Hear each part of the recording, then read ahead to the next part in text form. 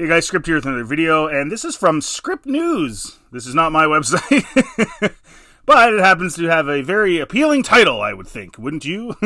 But this is something I've dealt with like on Twitter and so many times. There's this weird thing with guys that are like super into Disney Star Wars and that like constantly say how great it is, where they say that the fans attacked Jake Lloyd and the fans attacked Ahmed Best, and that's why they struggled with whether it's depression or whatever it is, right? Of course, Ahmed Best himself tweeted that it had nothing to do with fans. It was the media and critics. Jake Lloyd also said that it was the media and critics and bullies at school, which I don't think is all that crazy, and I don't think those bullies were necessarily Star Wars fans either, but they were kids at his school. I think that's probably pretty customary. If you were going to a public school and you were put in a movie, especially a Star Wars movie, the amount of jealousy of the other kids would have been palpable. So I was picked on in school. I also picked on other kids in school. Everybody's gone through that. So it wasn't fans. And to boot, both of them went to many Comic-Cons and conferences and Star Wars events and interacted with fans on a fairly regular basis. So if it was the fans, why would they put themselves in those situations? But these Disney Star Wars shill guys, I think they say that it's the fans because, so for example, I'll say that I don't like something, right, in Disney Star Wars. I think it's stupid. But they'll equate me doing that with their mindset of, oh, Jake Lloyd and Ahmed Best, and you're harming the actor, because that makes them feel good about themselves because they're saying good things about the films and thereby elevating the actor, even though they're not. You're an actor playing a role. The actor didn't write the movie. The actor isn't shooting the movie. The actor is literally playing a role. But I think these people do that to make themselves feel good. It's like a virtue thing for them. It makes them feel virtuous, even though literally it's a nothing burger. It's nothing on either side. These are just actors, okay? But I wanted to lay the Jake Lloyd thing to rest once and for all, and this is his mom talking here now. I'm not going to go through the whole article. I'm just going to go through some of her quotes, and let's lay this to rest, okay? Because Jake Lloyd himself already said it was critics and bullies at school. He didn't say anything about fans. But let's just see here. And another thing, too, is a lot of these shills will kind of say that him being picked on led to schizophrenia. That's not entirely how it works, okay? But, and again, this is somebody, my nephew is schizophrenic. I've known many people like this. That's not exactly how it works, okay? It can on a really extreme level, but generally speaking, that's not how it works. So let's hear from his mom, okay? By the way, Jake Lloyd, nice beard. Looks good on you. He still looks young, though, hey? Like, he was 8 in 99, so he's in his 30s. He still looks really young. 25-year, yeah, he's 33. 25 years since Phantom Menace first lit screens. Many fans already celebrating the silver anniversary, blah, blah, blah. Child actor chosen over 3,000 others to play pod racing phenom. I didn't know that, pod racing phenom. I didn't know that there was 3,000. And that to me is a little weird. Like, George, like, you couldn't have had it narrowed down a little more? Like, didn't you, like, go to agencies and try to... He must have had, like, open auditions or something. I don't know. Since the movie, Lloyd has been mostly out of the spotlight, his life largely a mystery to his devout fans. Now, I will say, just because he's not acting doesn't necessarily mean it has anything to do with him personally. It might. But he was a kid, and that doesn't mean as an adult he knows how to act.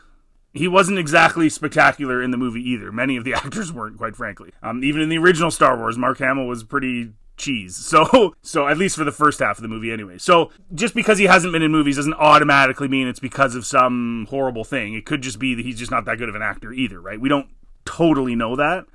So Script News, his mother Lisa Lloyd provided a glimpse into Jake's personal saga in the years since appearing in that galaxy far, far away, sharing her son's turbulent struggles with mental illness, family tragedy, and the reason he's more hopeful today than he's been in years. And she wants to set the record straight about her son really thinks about Star Wars. Okay, this is cool. She says Jake started having some trouble in high school, recalling the time she first noticed her son's personality changing. He started talking about realities. He didn't know if he was in this reality or a different reality, and didn't really know exactly what to say to that. Now, I will say, schizophrenia, as far as I know, is oftentimes brought on through puberty. So he's in high school, he's going through puberty, stands to reason, right? Kind of makes sense. And he was like, she'd asked him if he finished his homework. Well, I didn't know if I need to do it. I don't know which reality I'm in. And I'm like, well, you're in my reality today, so you have to do your homework. Okay, so he was clearly struggling. He missed a lot of classes. He was telling me that people were following him. She could sense the downward spiral. Jake would sometimes mention seeing people with black eyes staring at him on the street and having late-night conversations with the Daily Show host Jon Stewart through his TV. He didn't tell us he was hearing voices at the time, but he was. Okay, so this is a pretty extreme form of schizophrenia, and my nephew has experienced this as well. I don't pretend to know everything about it, but you know, it's not a fun thing. It's not a joke. After a semester and a half, Jake left college in 2008 to live with his Lisa in Indiana. A series of appointments with therapists and psychiatrists eventually led to a diagnosis of paranoid schizophrenia. When they finally told him, it totally threw him off into an even worse depression. It was really hard. And I also think that, like, lowering this real mental illness, a bunch of fans made fun of him or something like that. But by the way, 99, the internet was pretty pathetic, by the way, as well. So there wasn't really social media, so give me a break. Yeah, there was some message boards, but as long as he didn't go on them, he would never have known anyway. So it's a little stupid, right?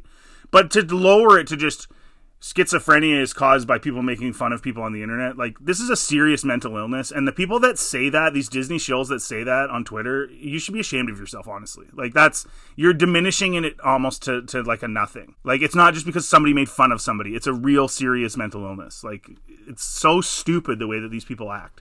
Just for themselves so they can feel virtuous because they like Disney Star Wars and say it's great. Like, they're so stupid. The American Psychiatric Association now uses the umbrella term schizophrenia to describe the disorder Jake was diagnosed with. Delusions, hallucinations, disorganized speech, lack of motivation. It affects 1 in 300 people, 24 million worldwide. A neurological condition called anosognosia, complicated efforts to treat Jake. The condition causes the patient to be unaware of or consciously in denial about their symptoms. Yeah. He didn't think he needed to take meds. He didn't think he needed to go to therapist. And I had a buddy in high school, a really good friend of mine actually, who refused to take his meds, and he almost choked me to death. And it wasn't him. It was some other personality, and he was not himself at all. So you do need to take them. That's for sure. Lisa said certain medicines eventually lost their effectiveness, so Jake would sometimes quit taking his medications entirely, opting to occasionally self-medicate with illicit drugs, which is, again, that's very typical of young people in schizophrenia. Absolutely. Which doesn't help either, because I know that marijuana can trigger schizophrenia in some people, so that's not a good idea. I tried to call him, and he wouldn't talk to me, just flat out refused. She said, I was talking to the people at the jail and trying to explain to them that he's off his medication, but they wouldn't give him his medication. Okay, well, that's pretty stupid, too. And then there's a multi-county chase before he crashed his car. Okay. So he's high, driving around in his car. As a mom, you're just pulling at your hair because your child needs help. You know that he's sick. You know that he's not going to get any better unless he gets some medication. So far, she has said nothing about Star Wars fans. So, it goes on, and it just gets worse and worse. And, and then his sister passed away. She was 2 years younger than him. The Phantom Menace extra. She was in The Phantom Menace. She's an extra in it.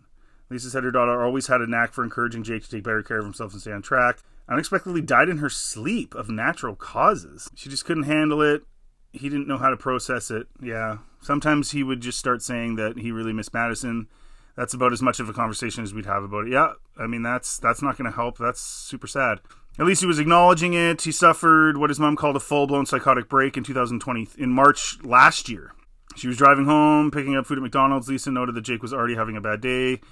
He said he wanted to turn the car off, and he turned the car off in the middle of the 3 lanes, and we were in the middle lane, and there was a lot of yelling and screaming. Police get there and asked Jake some questions. He was talking to them, but none of it made sense. It was all word salad. Okay, so he had an episode. So it's 10 months into an 18-month stay. Lisa hopes it will be a significant turning point for Jake, noting that he's been showing remarkable improvement with the help of therapy and treatments. Okay, so he went to a treatment center. Yeah, mental health rehabilitation center.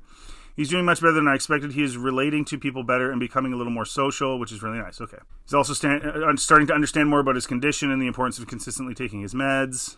And for his birthday, they went to the movies and saw Wonka. Well, that's unfortunate that they saw Wonka. No, I'm just kidding. But, how many Wonkas are they going to make? Stop making Wonka movies. It's over. Make something else. Write a new story, you idiots in Hollywood. He really loved it. That was one of the things that we couldn't do when he was off his medication, was watch movies. And he just didn't have the attention span for it. As for Star Wars, she says, he's been watching episodes of Ahsoka, and Lisa even gave Jake an action figure of the lead character to Ahsoka last week as a birthday present. He loves all the new Star Wars stuff. People think Jake hates Star Wars. He loves it. Lisa is also eager to dispel what she says is a common misconception that an avalanche of negative reaction to The Phantom Menace drove Jake to quit acting and contributed to his mental illness. Okay, here we go, guys. This is the key. Disney shills. Watch this video. If you know Disney shills, link this video in their timeline. Wakey, wakey, dummies. It's not about you and your virtue. It's about reality, okay? You're not better than everybody else because you like Disney Star Wars. You just like Disney Star Wars. Whoop-de-doo. Here's a cookie. Here's your reward. It would have happened anyway, Lisa insists, pointing to a history of schizophrenia on his biological father's side of the family. Yeah, genetics. I believe that it was genetic. And his psychiatrist also agrees that Jake was going to become schizophrenic. Yes, that's how it works. And it, again, generally is triggered through puberty. She also insists that in 1999, Jake was largely shielded from the toxic vitriol swirling around the prequel. Of course! He was a kid. It's up to the parents. I protected him from the backlash. He was just riding his bike outside playing with his friends. In other words, he wasn't on the message boards, Disney shills. He never saw them. He was outside. He was a little kid. Idiots. He didn't know and he didn't care. Everybody makes such a big deal about that, and it's rather annoying to me because Jake was a little kid when that came out and he didn't really feel all that stuff because I didn't let him online. No, but it's because you didn't like the films and you said they were bad. That's why. Idiots. Lisa acknowledges that high school kids would sometimes bully Jake over Star Wars, something he mentioned in past interviews, but she says walking away from Hollywood had more to do with the family drama at home. People say he quit because of Star Wars. Again, shills. You have no idea what you're talking about and you just make things up to make yourself feel good. Well, that's not true. It didn't have anything to do with Star Wars. It had more to do with our family, and we were going through a divorce. Things were unsettled and kind of rough, and Jake didn't seem to be having a lot of fun auditioning anymore. Jake still likes wearing Star Wars t-shirts and sometimes gets recognized in public. When asked if she sees Jake one day starring in another Star Wars project, Lisa said it's not something that's in the cards. Jake loved filming Star Wars. He had so much fun. I would love for him to get well and be able to do a little bit of something, but I'm sure he would maybe like to do that. He couldn't at this point, but you never know how much he's going to improve, so we'll see. Yeah, like, I mean, the police chase and everything, that just happened a year ago, so, you know, he's not at that place yet. He just isn't. It has nothing to do with Star Wars, you idiots. Lisa said through all the challenges, she's learned important lessons about remaining calm and having the patience to listen and understand what Jake is feeling deep down. Exactly what his future holds is uncertain, but today his mother believes it's brighter than it has been in a long time. We're in a lot better place. We do have a lot of things to look forward to. We all love Jake and we want to be around him. I just want him to be happy. And there you go. So shills, screw you. It's not about you, and it's not about me, and it's not about what we think of these movies. This poor guy has a legit mental health issue. He's coming out of it. He's taking his meds. He's getting there. It's a process. It doesn't happen instantly. And like I said, my nephew, it takes time. He's doing really well now, but it takes some time. It's not like it just instantly takes care of itself. There's a process. So all you idiots that were like blaming fans and saying that he quit acting because of Star Wars and it's all because of criticizing these movies or his acting. No. It has nothing to do with that, okay? So it's laid to rest. It's over now. I don't want to see another stupid tweet with you stupid idiots. Ever again. It's over. It's done. We now know exactly what happened. We already heard it from Jake, but now we got the full details from his mom. Are you going to argue with his mom? Are you going to say you're right and she's wrong now too, buddy? To make yourself feel good? Anyways, guys, thanks for listening. Thanks for watching. If you like this content, please like and subscribe. Feel free to check out anything else on my channel, and have yourselves a really good day.